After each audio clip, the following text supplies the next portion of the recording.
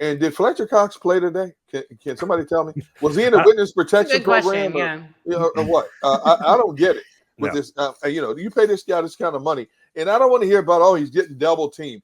A guy named Aaron Donald gets double teamed every game, triple teamed. That guy's bouncing off tackle blockers every game, but he makes plays. Fletcher Cox is hit or miss. You don't.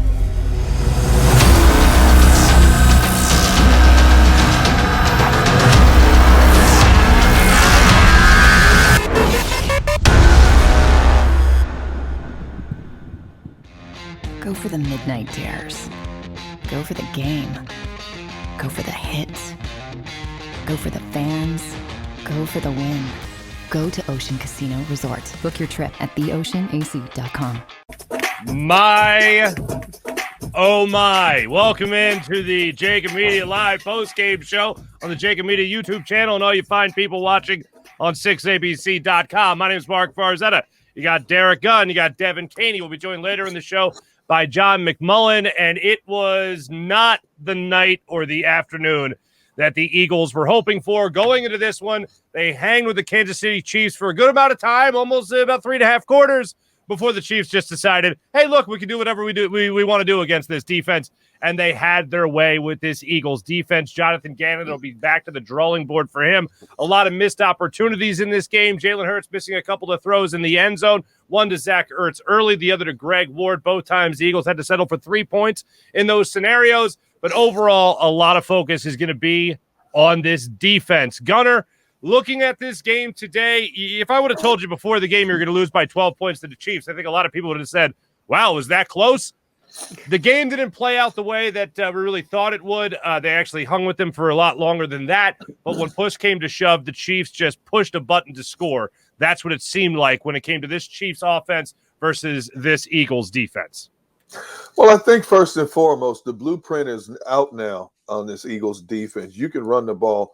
And what's really shocking is how effective the last three opponents have been able to run the ball in the middle of their defense, not out on the perimeter, but in the middle of their defense with Fletcher Cox and Javon Hargrave. And did Fletcher Cox play today? Can somebody tell me? Was he in a witness protection program? Or what? I don't get it with this. You pay this guy this kind of money, and I don't want to hear about, he's getting double teamed. A guy named Aaron Donald gets double teamed every game, triple teamed. That guy's bouncing off tackle blockers every game, but he makes plays. Fletcher Cox is hit or miss. You don't know when he's going to show up and when he isn't. He didn't show up at all today. I mean, Javon Hargrave had another good game, but I don't know what's going on with Fletcher Cox and his defense in general. And I think we got sucked into the fool's gold. I think that's the problem. The first game, I keep going back to this first game. We all came out and like, wow, boy wonder, offensive guru, genius, Jonathan Gannon, defensive mastermind, and all of a sudden, 8 days later, it bottomed out. And the defense has gone from great to okay to bad to worse. I mean, Kansas City ran for over 200 yards on this defense. I'm not surprised. Tyreek Hill had his way. How in the world do you leave this man single covered? I don't get it. You don't. With a linebacker, by the way. Linebacker. I don't know. I don't get it. I just don't get it. And again, 9 more penalties. Think about when some of these penalties occurred in this game. When the Eagles had momentum, penalties. And then, of course, another play where the wide receiver's out of bounds, comes back in, touchdown taken away. It's like one thing after another. It's like that old song, if it weren't for bad luck, I have no luck at all. That's exactly what it is. I mean, at least they scored. I mean, I will say this. It's not all doom and gloom. It wasn't. Nick Sirianni, much better calling of the plays today. I love the way they mixed it up, had people moving, had Kansas City on his heels early on. Jalen Hurts, good game throwing against the defense you should have a lot of success against. This defense of Kansas City's was 30th in the league, 31st against the run. So you should have a lot of success. When the game was closer, I just thought they could have run the ball a little bit more to keep that guy named Mahomes off the field. People say, well, the Eagles only had 3 possessions in the first half. Okay, I get that. You still could have run the ball a little bit more than 11 times in the first half just to chew up a little bit more time on the clock. I knew the Eagles defense wasn't about to stop Patrick Mahomes. Who didn't know that? The only people that didn't know that were people that don't watch football. You knew doggone well that they weren't going to stop Kansas City's offense. Yeah. But you had a chance to get them. You had a chance, and just when you had momentum in your favor, another penalty, another penalty, another penalty. It's like it's the same broken record over and over again. At some point, if I'm the coaches, somebody's got to get timeout. You got to make an example of somebody. Derek Barnett. When's Derek Barnett getting that timeout? Please. That's not going to happen. Not going to happen. Please. But I will. The defensive penalty that killed me actually wasn't Barnett. I think it was on Sweat, and it was when they stopped them on third down, and that would have been massive. But then, because of that penalty, the Chiefs went on to score again, and that was the final nail in the coffin. Yes. And it's just so frustrating. It completely turned the tides of the game, and it just kept happening over and over again. And as a fan, it's just like you're sitting there watching. I wouldn't even let myself get excited about touchdowns because I think it was 3 touchdowns were called back because there was a flag. And it's just – Derek, what did you call it right before we went live? You said a D3 college. That's what they're playing like a D3 college team. Or... I don't want to sit here and watch a Division II college defense play at the NFL level because that's what they're playing like right now. I mean, they're getting gouged up the middle. They can't get off the field on third downs. They keep giving up the big plays, so on and so forth. It's just one thing after another. You're hoping that they get better. See, offensively, they had a patched up offensive line. Lane Johnson was a late scratch. So you didn't have 4 of your so-called regulars starting in the offensive line.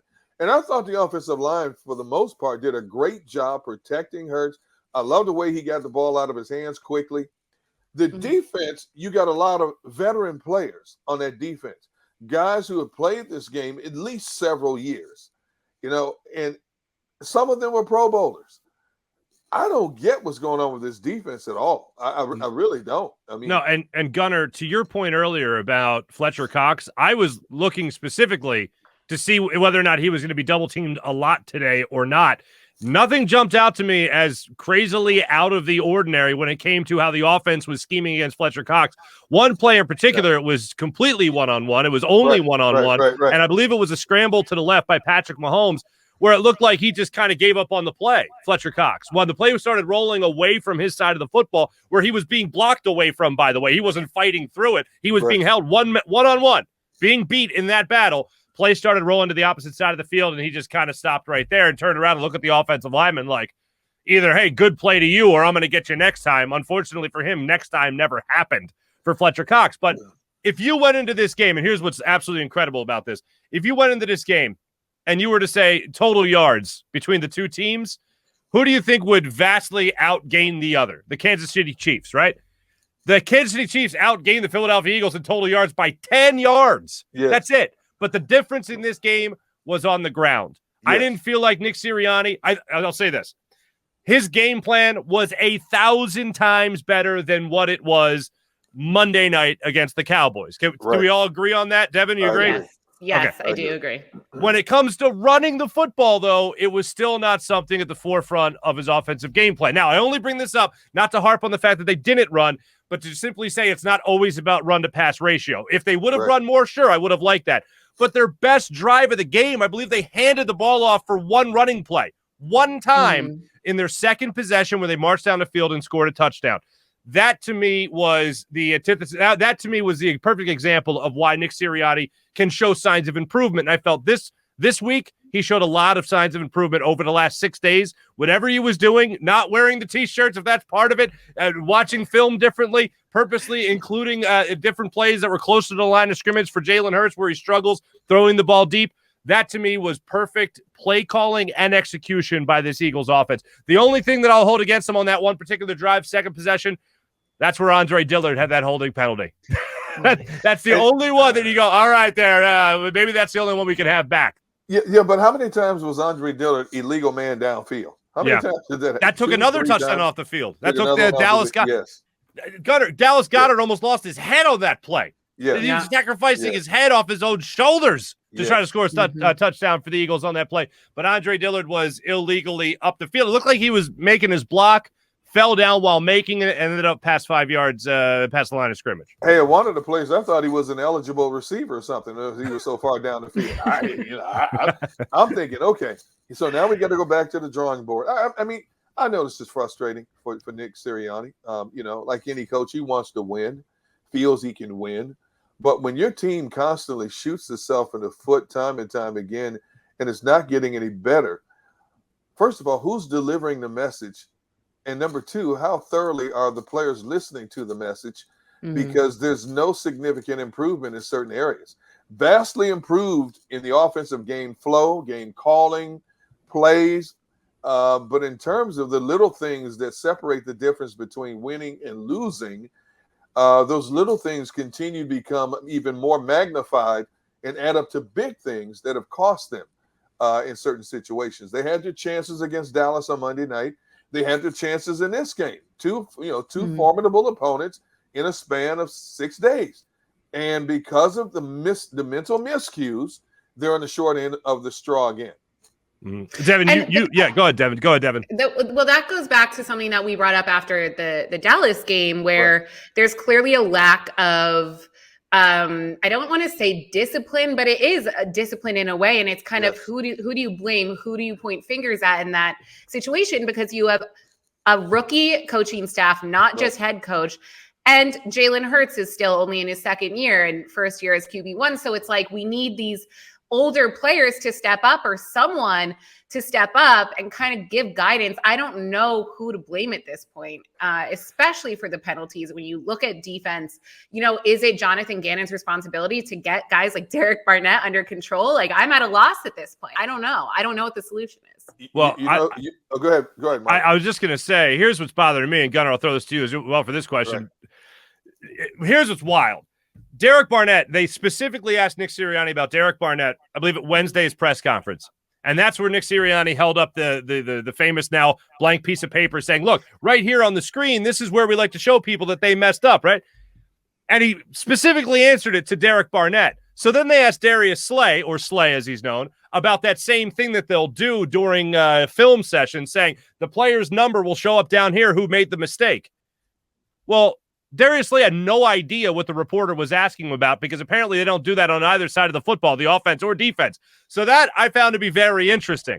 The other part of it was when Nick Sirianni was asking answering the question about Derek Barnett, he said, oh, you know what we do? This is what we do. When we have someone who keeps on making a mistake, we make sure if they keep on having penalties, we say, hey, this is what you're supposed to do. The penalty here is on you, so don't do that. Really?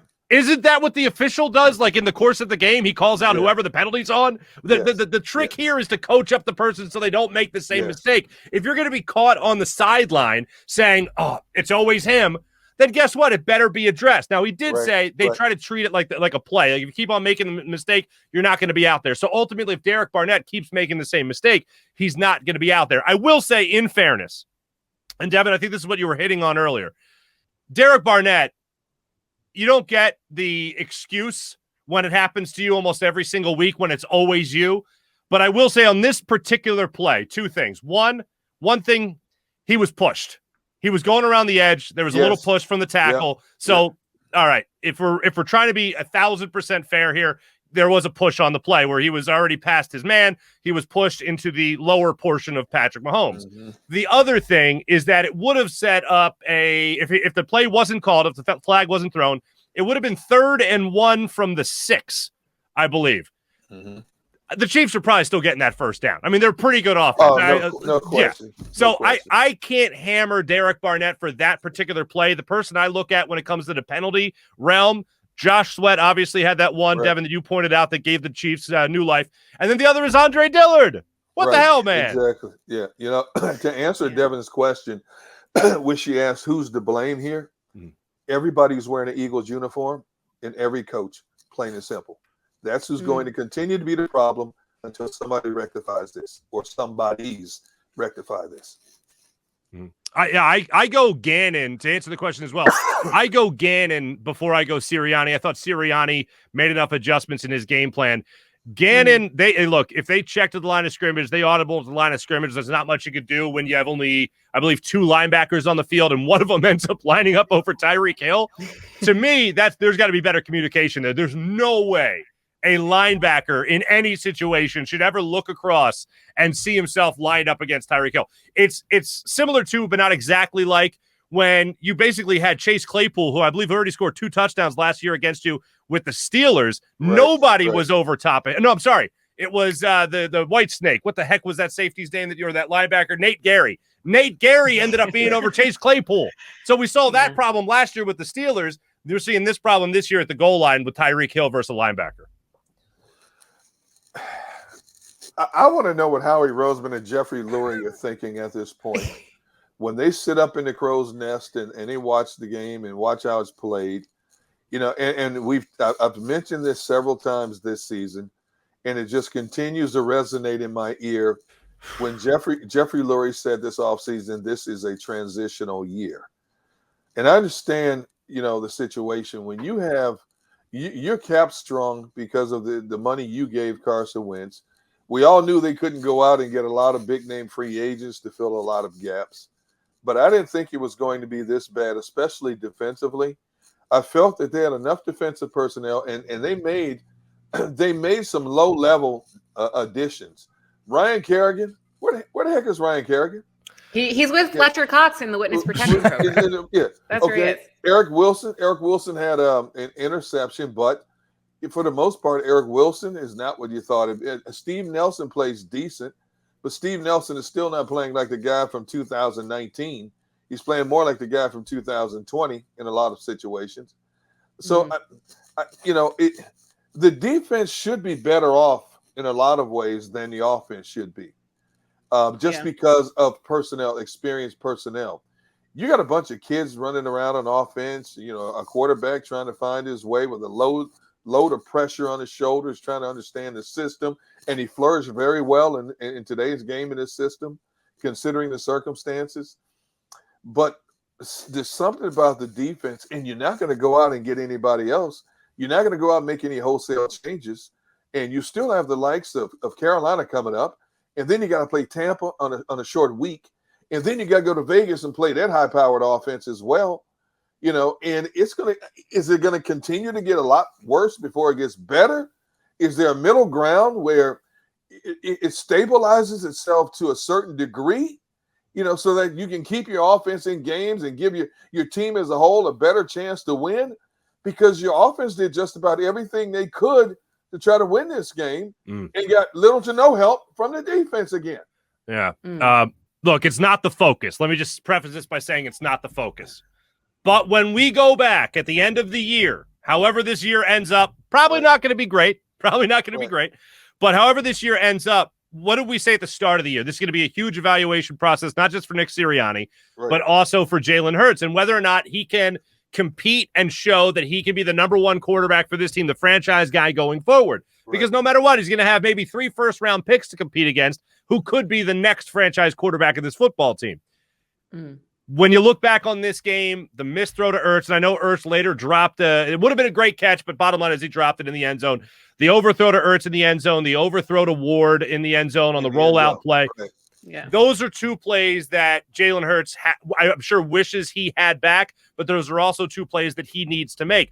The rollout to the left on the interception that ended up getting negated or overturned by review, that was obviously not an interception, still a bad throw and an even worse decision. When we're evaluating this season, it's throws like that we'll look back on with Jalen Hurts and said, oh, look, they were in this game against the Kansas City Chiefs. He didn't make that throw. Those were throws that not just could have kept pace with them, but it could have helped put them over the top in a close game against the Chiefs until the 4th quarter rolled around and the Chiefs just said, yeah, we can do whatever we want on this defense because they haven't apparently game planned for how we could basically do anything when it comes to throwing the deep ball or running the ball as well as they were. But that's where, again, you go to the defensive line. Fletcher Cox, Ryan Kerrigan, Josh Sweat. Where are those guys? Javon Hargrave. I know he had another sack today, 5 sacks. It's amazing. But how can they run the football against you that well today? If you would have thought one of those things would have been stopped, it would have been the defensive line stopping the rushing attack.